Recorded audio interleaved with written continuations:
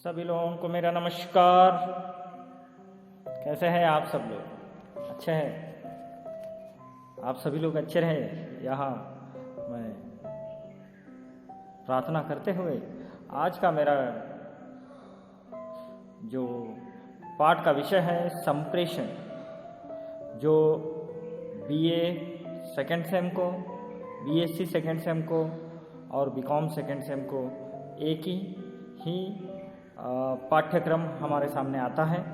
तो इसे मैं आप सभी लोगों को ऑनलाइन वीडियो द्वारा और आपको नोट्स द्वारा आपको यहाँ जो भाग है संप्रेषण, तो संप्रेषण का जो हमारे पाठ्यक्रम में दिया गया है उसका यहाँ पुस्तक जो आप रेफर कर सकते हैं, व्यावसायिक संप्रेषण, डॉक्टर अनूप चंद्र और पंडित भायाणी। तो इनका आप पुस्तक का आप उपयोग कर सकते हैं। तो यहाँ पाठ प्रारंभ करने से पहले हम इस इकाइयों में यानी इन इकाइयों में हम जानेंगे कि संप्रेषण क्या है, यानी संप्रेषण किसे कहते हैं और संप्रेषण के कितने प्रकार होते हैं, और संप्रेषण जो है संप्रेषण के प्रकारों में जो लिखित और अलिखित आते हैं। तो अलिखित में भाषण हो सकता है, अपना जो विचार विमर्श हो सकते हैं। लिखित में पत्र व्यवहार और पत्रों की विधि, और उसके बाद हम देखते हैं कि व्यावसायिक पत्रों अंगों के शैलियाँ, व्यावसायिक पत्र के अंग, और उसके बाद आगे हम व्यावसायिक पत्रों की श्रेणियाँ और रिपोर्ट या प्रतिवेदन, उसे हम कहते हैं रिपोर्ट को, रिपोर्ट के बारे में जानेंगे। और उसके बाद रिप्रेजेंटेशन और व्यावसायिक संप्रेषण के अन्य रूप। यहाँ पूरा हमारे सामने संप्रेषण के बारे में इतना हमारा पाठ्यक्रम है। इसको हम कई सत्रों में, यानी जितने कम हो सके उतने सत्रों में ज़्यादा से ज़्यादा, क्योंकि अभी मेरा एलएमएस में जॉब काम था तो उससे मैं अभी विमुक्त हो गया हूँ। तो इसके बाद हम आगे देखेंगे कि संप्रेषण क्या है, संप्रेषण हम किसे कहते हैं। Very good. हाँ, संप्रेषण को मैं इंग्लिश में जब बता दूं तो आपको समझ में आ जाएगा। संप्रेषण equals to communication, right. Communication किसे कहते हैं, कम्युनिकेट कहाँ पर होता है। मैं जो आपके सामने अभी बात कर रहा हूं, ये क्या कर रहा हूं, कुछ पाठ पढ़ा रहा हूं। तो ये संप्रेषण हुआ नहीं। जब तक आप उसे सुन के उसको आप रिप्लाई करेंगे तभी ये संप्रेषण होता है। फॉर एग्जाम्पल, आपको कुछ थोड़े से पैसे चाहिए, आपको बुक लेना है, पैसे चाहिए। तो पहले आपका दिमाग क्या सोचेगा, पैसे कौन देगा हमें? माता दे सकती है, पिताजी दे सकते हैं। तो आप वो अपने आप ही देंगे क्या आपको पैसे? नहीं, उनके पास जाना होगा, उनको आपको पूछना होगा। पूछेंगे तभी आपको वो पैसे देंगे या नहीं देंगे। दूंगा, देते हैं या नहीं देते हैं, वो रिजल्ट जब आता है उसे हम कहते हैं संप्रेषण। रिजल्ट आना चाहिए इसमें, यानी क्यों पैसे चाहिए, परसों ही आपने पुस्तक लिया था ना, ये भी प्रश्न आ सकता है, या आपको ठीक है दे देंगे। तो यहाँ पर आपको संप्रेषण करना आवश्यक है, यानी कम्युनिकेट करना बहुत आवश्यक है। क्लास चल रहा है, टीचर पाठ पढ़ा रहे हैं, आप लोग सुन रहे हैं, आप लोगों ने सुना, आपको अर्थ आया नहीं आया पता नहीं, वो संप्रेषण हुआ क्या? नहीं, वो संप्रेषण नहीं हो सकता। आप जब उस पाठ को पढ़ रहे हैं या सुन रहे हैं, उसको आप एनालाइज करके उसके बारे में कोई उत्तर देंगे या उसके बारे में कोई प्रश्न पूछेंगे, तभी जाके संप्रेषण हो गया। नहीं तो कैसा हो जाता है, जो घड़ा है उल्टा रख के उसके ऊपर पानी डालेंगे तो अंदर कुछ भी नहीं आया। तो इस तरह से वो संप्रेषण का मतलब हो जाएगा। तो यहां पर क्या है, फिर एक छोटा सा और एक उदाहरण लेंगे। छोटा सा बच्चा है, उसे भूख लगा है, तब वो क्या करेगा? बच्चों को आपने देखा है ना, बच्चों को आपने तो कई बार छोटे छोटे बच्चों को आपने देखा होगा। तो बच्चे क्या करते हैं जब भूख लगता है या कुछ उन्हें चाहते हैं, जो चाहिए होता है, तब वो क्या करते हैं? राइट, रोते हैं। बच्चा जब रोने लगता है तो माँ क्या करती है? माँ देखती है और उसे समझाते हुए दूध पिलाने लगती है। जब वो दूध पीता है तब आराम हो जाता है। यहाँ पर क्या है, उसकी जो जरूरत थी, उस जरूरत को उसने किस तरह से संप्रेषित किया? रोकर किया। फिर एक एग्जांपल, आप क्लासरूम में बैठे हैं, आप लोग बातें कर रहे हैं जोर जोर से, आपके गुरुजी आते हैं क्लास में, आके आपके तरफ एक तरह से वो बहुत ही गंभीर मुद्रा में आपके सामने खड़े हो जाते हैं। तब वो आप लोग क्या करेंगे? गंभीर मुद्रा में जब खड़े हो जाएंगे तब आप लोग क्या करेंगे? आप क्या करेंगे जब? हाँ राइट, आप क्या करेंगे? सभी लोग बातें करना बंद करोगे और आप भी गंभीर मुद्रा में बैठ जाओगे ना। हाँ, तो यहाँ पर जो बच्चे को माँ दूध पिलाती है और ये गंभीर मुद्रा में बैठते हैं। दूसरी जगह पर हमने देखा कि पिताजी को हम कुछ पैसे पूछते हैं या कुछ हमारी जो मांग होती है वो हमने अपने मुंह से कहकर हमने उसे मना लिया। मगर यहाँ दूसरी जगह पे क्या हो रहा है कि इन्होंने बात भी नहीं की, मगर फिर भी वहां पर काम हो रहा है। यानी बच्चे का रोना कोई बात नहीं होता है, एक शब्द है बस। यहाँ पर निशब्दता से जब क्लास टीचर जब क्लास में आके गंभीर मुद्रा में खड़े हो जाता है, सभी बच्चे साइलेंट हो जाते हैं। इसका मतलब क्या है कि आपका बात करना गुरुजी को पसंद नहीं आ रहा है, इसलिए वो गंभीर मुद्रा में खड़े हैं। तो आप लोग क्या समझेंगे? अरे सर का चाहना है कि हम लोग चुप बैठे, तब आप चुप बैठे। नहीं, आपसे भी जोर जोर से बात करते हुए अंदर आते हैं, तब आप लोग गंभीर मुद्रा में बैठोगे? नहीं बैठोगे।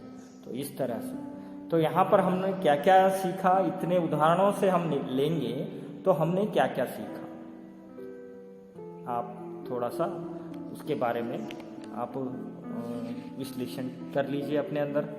आपने क्या क्या सीखा इन सभी उदाहरणों से? राइट, जीवन में सांस लेना जितना जरूरी है, यानी जितनी जरूरी प्रक्रिया है, उतना ही सहज प्रक्रिया क्या है? संप्रेषण है। यानी हम छोटे बच्चे से टोय टू टोम्ब, टोय यानी पेट में जब बच्चा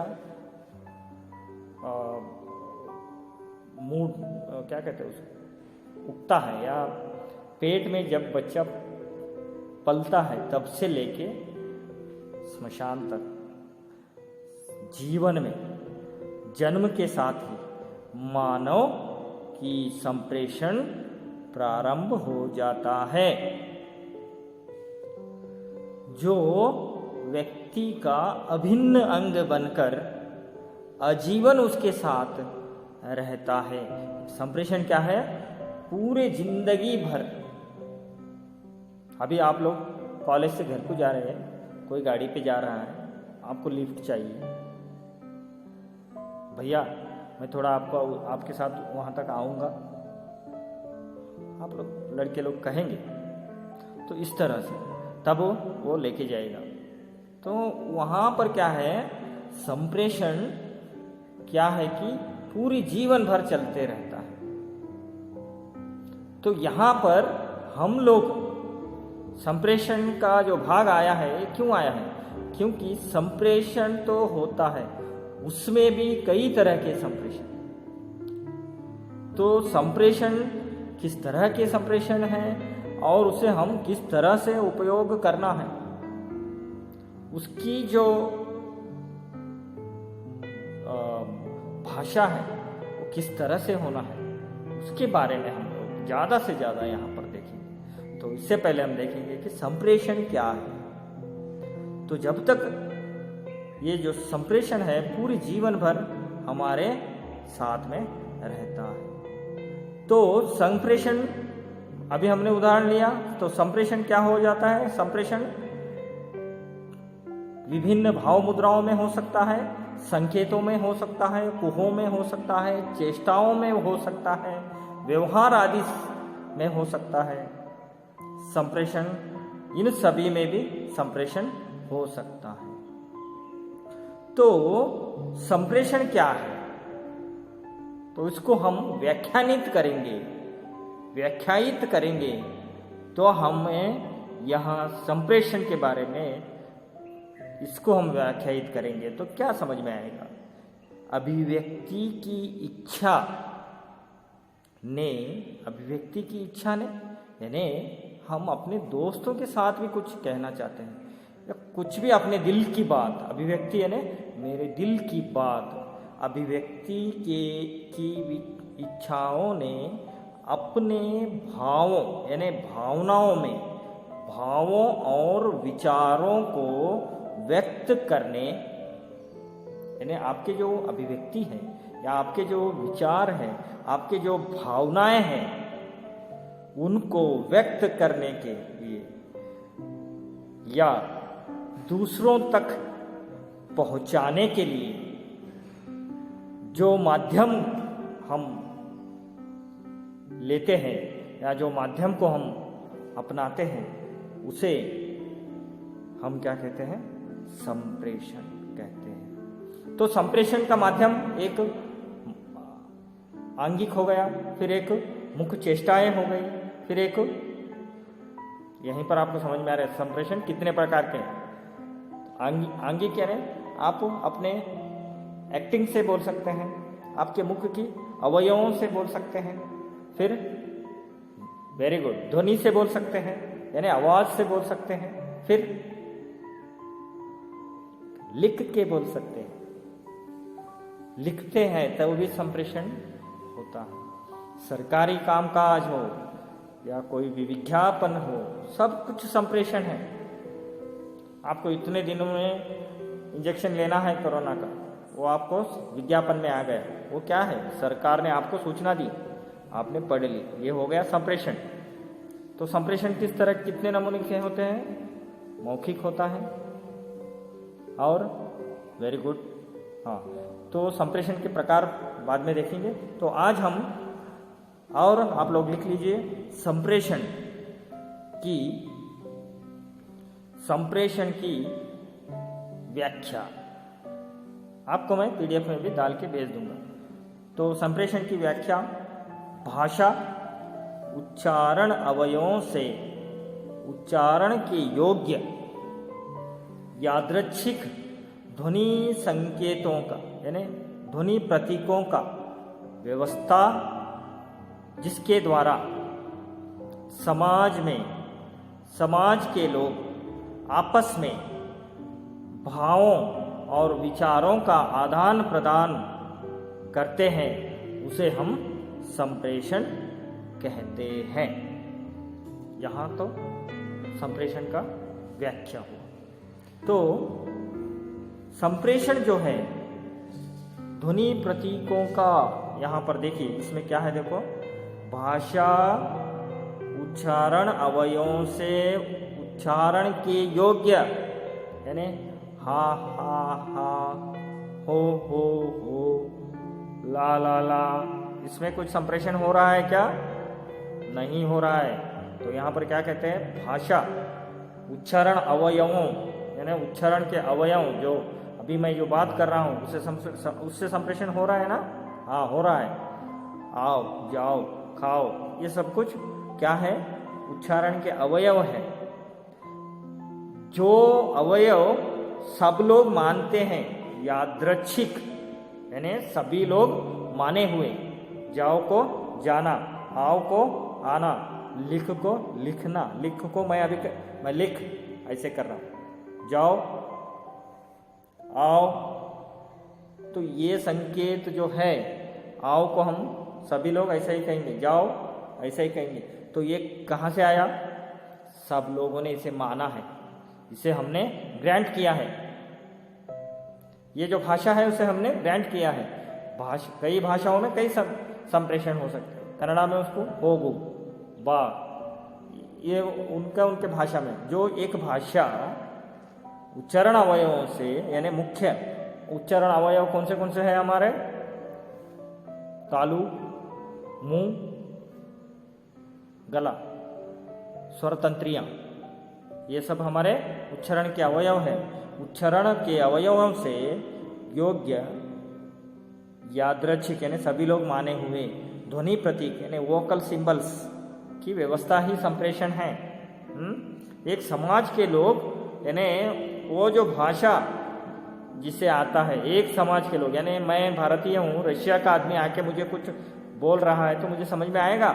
नहीं आएगा, क्योंकि मैं उस समाज का नहीं हूँ, मुझे वो भाषा समझ में नहीं आती। तो इस तरह से, तो यहाँ क्या कहते हैं वो, कि एक समाज के लोग अपने विचारों के आदान प्रदान करना ही संप्रेषण है। तो संप्रेषण में क्या हो जाता है? यहाँ पर भावों और विचारों की केवल अभिव्यक्ति ही नहीं, उनका आदान प्रदान भी होता है। आप जो बोलते हैं और दूसरों को वो उल्टा उनका जो आदान प्रदान होना है ना, उनसे हमें आंसर भी मिल जाता है। तो इसे हम संप्रेषण कहते हैं। तो संप्रेषण की जो बड़े बड़े विद्वान हैं, उन्होंने संप्रेषण के बारे में क्या कहा है, उसके बारे में भी हम चर्चा इस सत्र में करेंगे। तो पहले संप्रेषण को पीटर लिरल, कौन? पीटर लिरल द्वारा लिखित पुस्तक कौन सा है? Oral written communication. Oral written communication में वहाँ पर संप्रेषण के बारे में वहाँ पीटर लिरल कहते हैं कि पीटर लिरल कहते हैं संप्रेषण एक ऐसी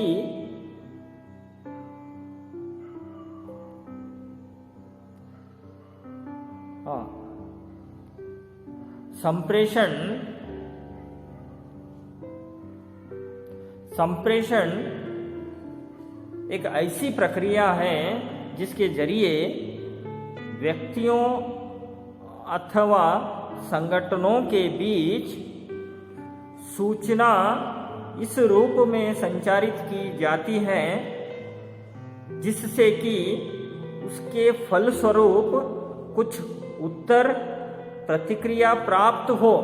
वो बोलते हैं कि कुछ हम प्रतिक्रिया करते हैं तो उसका आंसर भी हमें मिलना चाहिए, तभी जाके वो संप्रेषण होता है। तो संप्रेषण किसी संगठन के व्यक्तियों के बीच सार्थक रूप से एक दूसरे को प्रभावित करने वाली एक ऐसी प्रक्रिया है।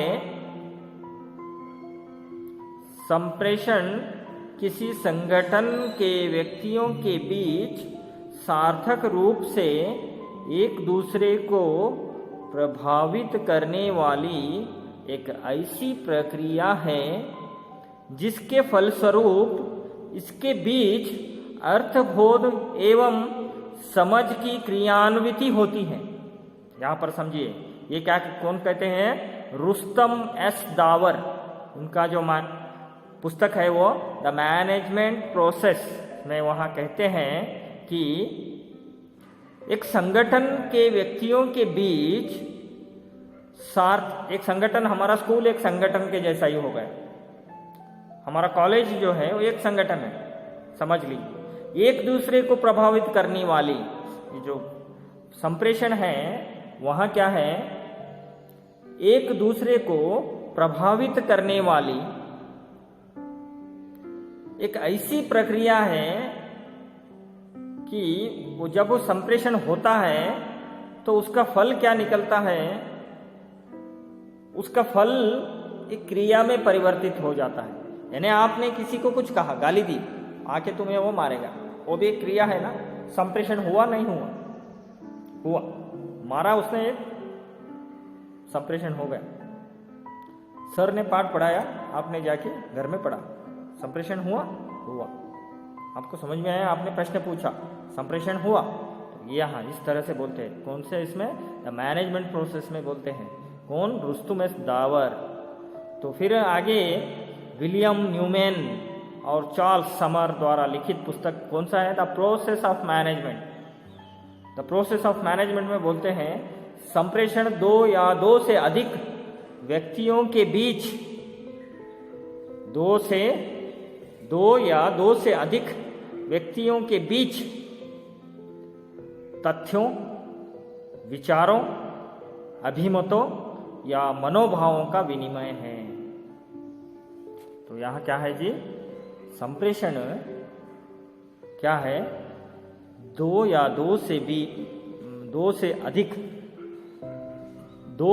से अधिक व्यक्तियों के बीच तथ्यों, विचारों, अभिमतों या मनोभावों का विनिमय ही संप्रेषण है बोल के कहते हैं। फिर next William Scott organisation theory में कहते हैं प्रशासनिक संप्रेषण एक ऐसी प्रक्रिया है, प्रशासनिक संप्रेषण एक ऐसी प्रक्रिया है जिससे संगठनात्मक, यानी प्रशासनिक यानी हमारा कॉलेज को ही पकड़ लीजिए, कॉलेज का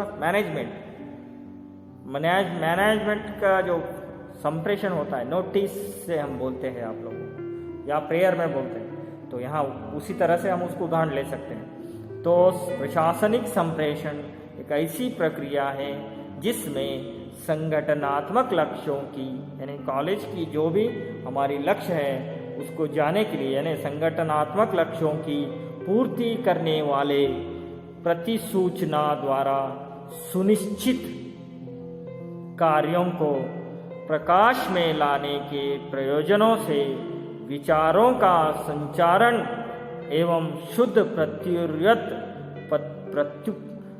प्रत्युत्तर सम्मिलित जिसमें है उसे हम क्या कहते हैं? संप्रेषण कहते हैं बोलकर विलियम स्कॉट जी बोलते हैं।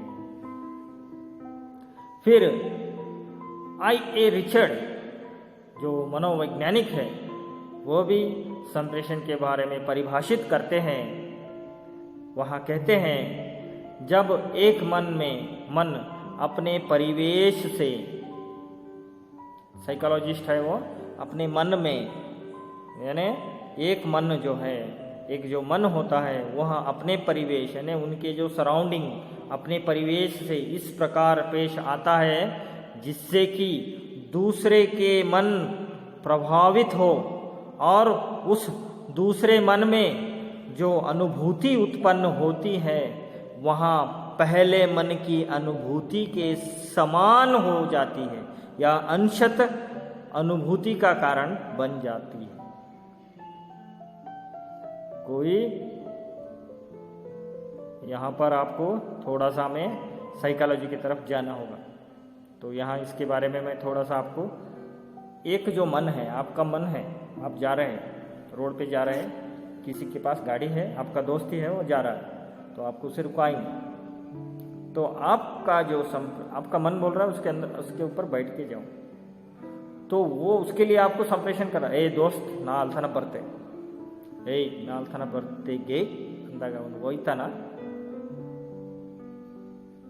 यहाँ कुछ आपको पूछना है, कहीं पर गए हैं आपकी गाड़ी, आपको बहुत प्यास लगी है, पानी किन्हीं के घर में जाके प्लीज़ हमें प्यास लगी है, थोड़ा सा पानी दीजिए. तभी आपको पानी दीजिए, आपके पास पानी है ना, वो पानी दीजिए ऐसा बोलेंगे तो आएगा क्या? नहीं आएगा. तो ये आपके मन का जो विचार है दूसरों को प्रभावित करे तभी वो संप्रेषण सही संप्रेषण होता है. तो ये करता है संप्रेषण को रिचर्ड कहते हैं साइकोलॉजिकल मनोवैज्ञानिक दृष्टि से. आपके एक फ्रेंड है, वहाँ पर कुछ उसे अपना दुख बांटना है, तब वो हंसते हुए बांटेगी क्या? वही मुद्रा में बांटेगी जो आपको अच्छा लगे, या आपको पाप, आपके दिल में पाप आए, या आपके दिल में उसके लिए क्या आए? प्यार आए. तो यहाँ पर वही कहते हैं वो, जब एक मन अपने परिवेश से इस प्रकार पेश आता है जिससे कि दूसरा मन प्रभावित हो और उस दूसरे मन में जो अनुभूति उत्पन्न होती है वहाँ पहले मन की अनुभूति के समान हो, तभी आपका काम होता है. वहाँ दुखी है तो दूसरा मन भी जब दुखी हो जाता है तब भी वहाँ काम हो जाता है, नहीं तो दंड हो जाता है. वो अंशतः उस अनुभूति के कारण ही हो तब संप्रेषण का आविर्भाव होता है. आविर्भाव होना है ना, संप्रेषित होना. तो आखिर में हम इन सभी को जोड़कर हम एक हमारा ही जो फेवरेट एक उसका व्याख्या हम कर सकते हैं. क्या है? एक व्यक्ति से दूसरे व्यक्ति तक, एक वस्तु से दूसरे वस्तु तक, एक बिंदु से दूसरी बिंदु तक क्या पहुंचाना है? सूचना को पहुंचाना ही संप्रेषण है. बस सूचनाओं का अंतरण करना ही संप्रेषण है. इतना आप याद रखिए. एक व्यक्ति से दूसरे व्यक्ति तक, एक वस्तु से दूसरी वस्तु तक, एक प्राणी से दूसरी प्राणी तक, एक बिंदु से दूसरी बिंदु तक सूचना का आदान प्रदान करना ही संप्रेषण है. तो ये जो संप्रेषण है वो किस तरह से संप्रेषण है? तो संप्रेषण मैंने पहले ही कहा था आपको क्या क्या हो सकते हैं. तो संप्रेषण जो है वहाँ पहला जो संप्रेषण क्या है, उसके संप्रेषण की परिभाषाएं हमने देखा. संप्रेषण के प्रकार देखेंगे अभी. संप्रेषण कितने प्रकार के संप्रेषण हमारे सामने हैं. तो पहला जो संप्रेषण जो है वह शाब्दिक संप्रेषण, अशाब्दिक संप्रेषण, यानी जहाँ पर संप्रेषण होता है उसे होते हुए भी वहाँ पर बातें नहीं होती. मैंने जो उदाहरण दिए हैं उसमें ही आप निकाल के बाहर रख सकते हैं. शाब्दिक संप्रेषण में कौन से हो सकते हैं? मौखिक संप्रेषण हो सकता है. शाब्दिक संप्रेषण में कौन से हो सकते हैं? शाब्दिक संप्रेषण में मौखिक संप्रेषण हो सकता है, दूसरा लिखित संप्रेषण हो सकता है. शाब्दिक संप्रेषण में कौन सा है? मौखिक संप्रेषण, लिखित संप्रेषण. यानी आपको कुछ कहना है तो आप अपनी दिल की बात हो, अपनी भावनाएं हो या अपने विचार हो वहाँ दूसरों के सामने व्यक्त कर रहे हैं तो तब आप क्या करेंगे? मौखिक संप्रेषण का उपयोग करेंगे. इसके उदाहरण देने के लिए मैं कहूंगा तो कौन से हैं?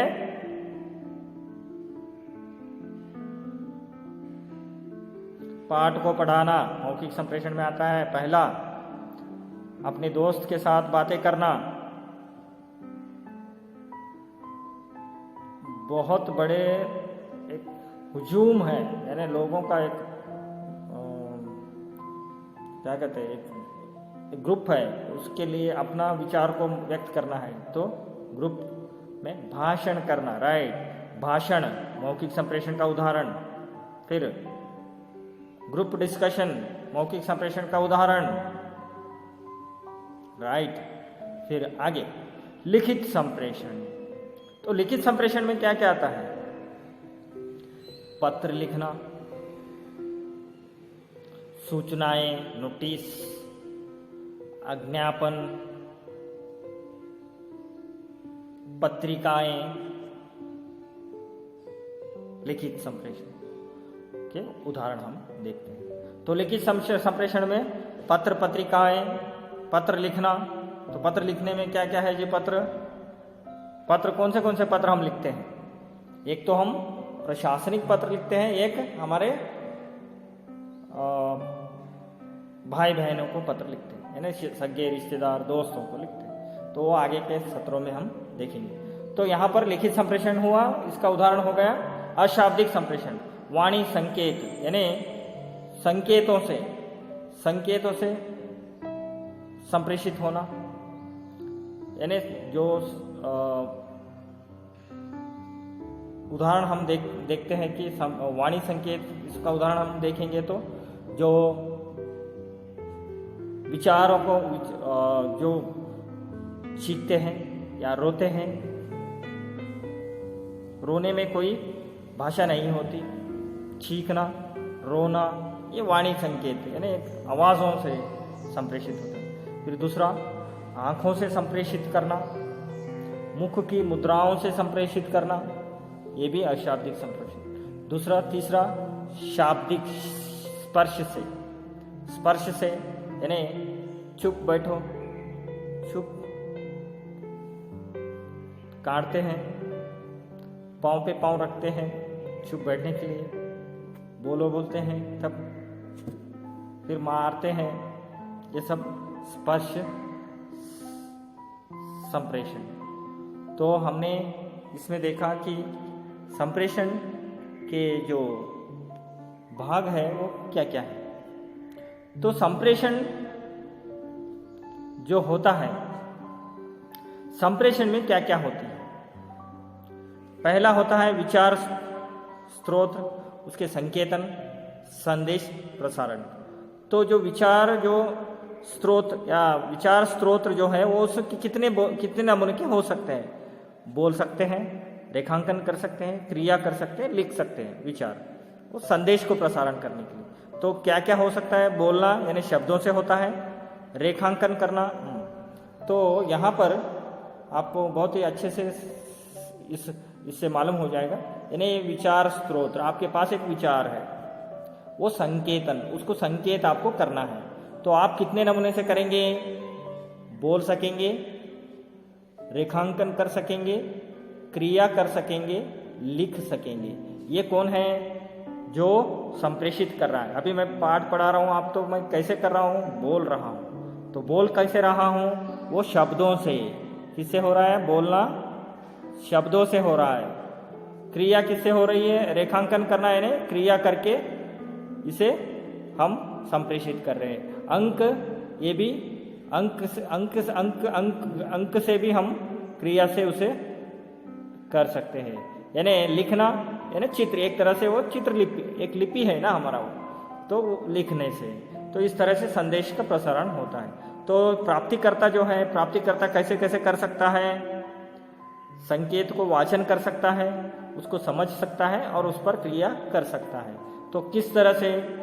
संदेश प्राप्त करने वाला सुन के संदेश का प्राप्ति कर सकता है, अवलोकन करके संदेश का प्राप्ति कर सकता है, यानी अशाब्दिक है तो वो अवलोकन करना पड़ेगा उसको, नहीं तो लिखित संप्रेषण है तो उसको पढ़ के भी वहाँ पर संप्रेषण कर सकता है। तो इस तरह से, तो यहाँ पर आपको संप्रेषण किस तरह से होता है, संप्रेषण के कितने प्रकार हैं, संप्रेषण के भाग कौन कौन से हैं, इसके बारे में भी आपको समझ में आ गया होगा। तो संप्रेषण के आगे के सत्र में हम संप्रेषण के प्रमुख प्रकार कौन से हैं और उसके तत्व क्या क्या है, संप्रेषण के तत्व कौन से हैं, उसके बारे में हम पढ़ाई अगले सत्र में हम करेंगे। ठीक है, आप सभी लोगों को अभी मैं इसी क्लास में, अभी मैं इस सत्र से मैं विदा लेता हूं और आपको जो ये सभी जो पुष्ट है या नोट्स है आपको मैं भेज दूंगा। किधर से, कैसे, कि आपको मैं आपके ग्रुप को मैं PDF में आपको नोट्स भेज दूंगा, उसे पढ़िए और लिखिए। लिखकर मुझे PDF में लिखे सो वापस मुझे भेजना है आप सभी लोगों को, तभी मैं यहाँ पर हाजिरी ग्रांट कर लूँगा। जिन जिन ने इसको संप्रेषण क्या है, संप्रेषण किस तरह से होता है, संप्रेषण के प्रकार, उसको आप लिख के फिर वापस मुझे भेजना है। यानी संप्रेषण का प्रकार तो हमने देखा, उसको हम थोड़ा सा आगे डेफिनेशन के साथ देखेंगे, भाषिक संप्रेषण और मौखिक संप्रेषण। तो संप्रेषण तो हम देखे हैं कि अशाब्दिक जो होता है यहाँ तक ही उसे हम कट कर देंगे। तो इसी के साथ मेरा आज का यहाँ सत्र भी समाप्त होता है। तो आप सभी लोग घर में रहिए, स्वस्थ रहिए यहाँ कहते हुए, और पढ़िए। यह जीवन का बहुत ही प्रमुख परीक्षा समय है यहाँ कहते हुए आप सभी लोगों को परीक्षा में भी अच्छे अंक आए यहाँ कामना करते हुए मैं आज का सत्र समाप्त करता हूँ। जय हिंद, जय कर्नाटक।